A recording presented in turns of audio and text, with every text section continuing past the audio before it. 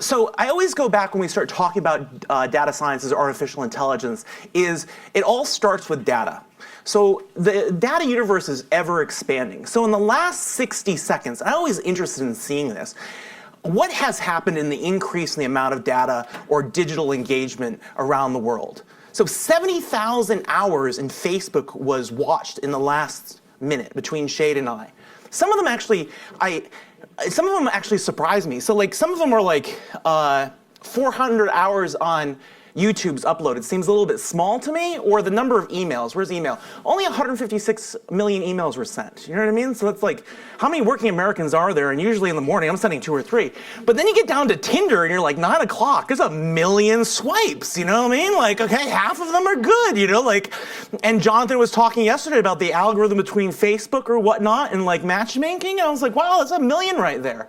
But 65,000 photos, 350,000 tweets. You know, those are pretty impressive. But the one that really, really got me excited was WhatsApp. So look at that. It's 175,000 video messages, 1 million photos, and 29 million messages.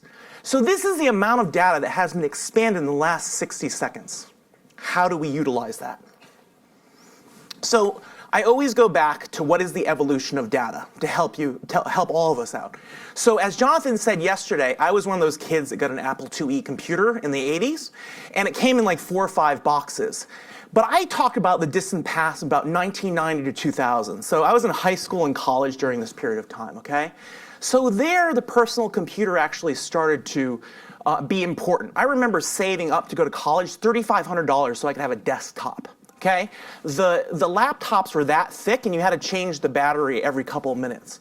But that's where data started to be accumulating, because now we had machines that could actually store data. You had better than floppy disks or whatnot. Cash registers started to store data. You didn't need a full room to actually store it in mainframes. And then by the end of the 2000s, you had Apple, who came out with the next version of the Alien Head, you know, computer that had like pink and orange and green. We started evolving and started people buying laptops here. Now we had data. Now in the beginning of 2000, you started to see the evolution of big data, okay? Most people didn't understand what that was, but what big data is the ever-expanding ability or amount of data. We just saw that in what happens in 60 seconds.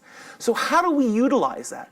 Well, at first we actually had to put the infrastructure in place so we can actually pipe it to where we could actually utilize it. And that's what happened between about 2000 and 2009. And about 2009, we had the infrastructure and then we had the amount of data to be able to actually analyze it. Okay? Slice and dice it and understand what we had here, and we can make better informed decisions. At the end, 2013, 2015, data sciences became sexy. Okay? So machine learning. One of my biggest pet peeves about artificial intelligence is people say AI and ML. Well, ML is just one tool. It's been around since the 50s. But the reason we couldn't utilize it is we didn't have the amount of data to pipe through it, and we didn't have the pipes to get it to there. Now we do. We have a number of different ways, a number of types of learning to do this. So now we're moving towards 15 to 16, and we're starting to be able to put all those tools together, and then the machines can start learning for themselves and making decisions. RPA, assisted, genetic and evolutionary programming, and putting them together. And then the data evolution is moving forward, and that will allow us to build machines that can make decisions for us if we have the right risk and the right evolutionary profiles put together.